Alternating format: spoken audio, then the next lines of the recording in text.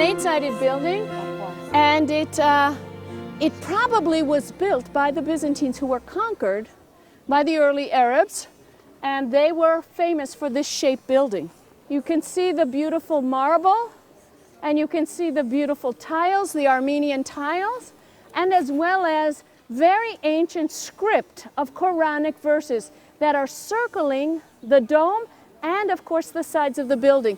These are Quranic verses also about the night journey of Muhammad. You think he really went there? And a proclamation that is proclaimed 4 times, I've been told. I don't read Arabic.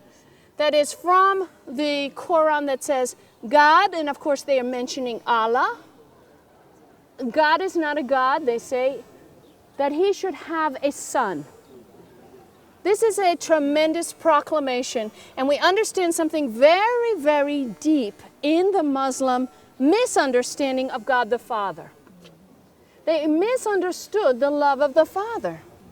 They misunderstood that the love that the Father has for the Muslim world, as for anyone else on the face of the earth, is the same love. It can never be increased. It can never be decreased. It is the only solid things in your whole life is the love of the Father.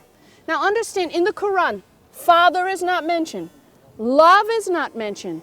This is not the God that you worship. Do you understand? So when they make this proclamation, you can see very clearly this deep rejection and this misunderstanding of God's election. God's election towards the Jewish people was that he could come and bring blessing to all nations.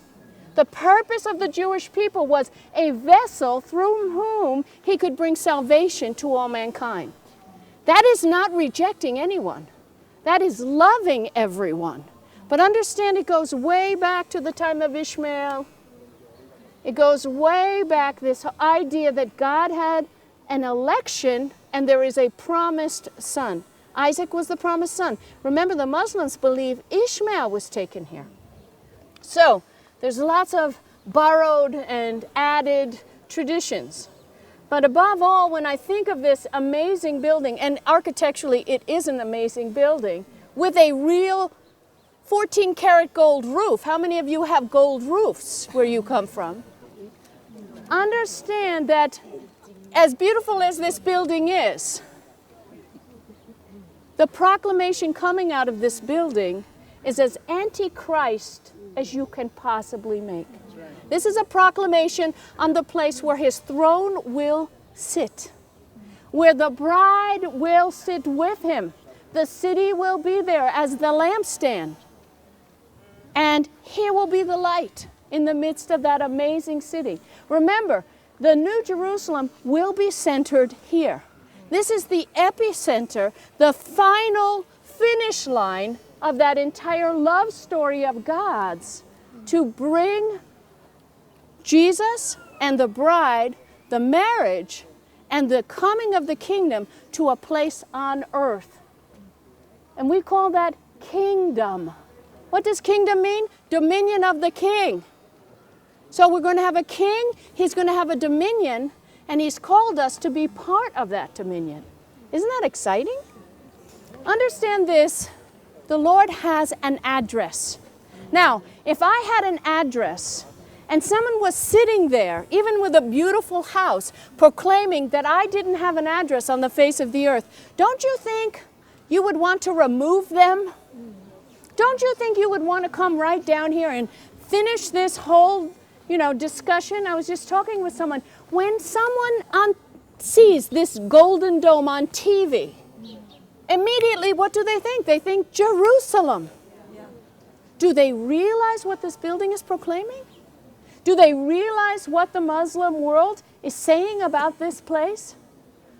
Do they realize the world's in conflict? And do they realize the great long suffering of God himself? Chuck said yesterday, the Lord is wanting to take a seatbelt off and say to the Father, let me go. I want to go down. He will straighten up this misunderstanding. Remember, we talked about there's realities, and that's what we're looking at, and then there's realities behind realities. Now, the Word of God says that He has a resting place. He has chosen it. It is Zion, and nothing will stop that election, that choice. So one day, what we're looking at today will look very different, won't it? Won't it? So, I just want to say one more thing about the Muslim world. We talked about how they have this misunderstanding about the love of the Father. This deep rejection is something that you as prayer warriors can pray into. This need to be accepted. The Father has accepted them. But they are suffering from a tremendous misunderstanding and great rejection. So, if that gives you help for the days ahead to pray for the Muslim world, please pray for them.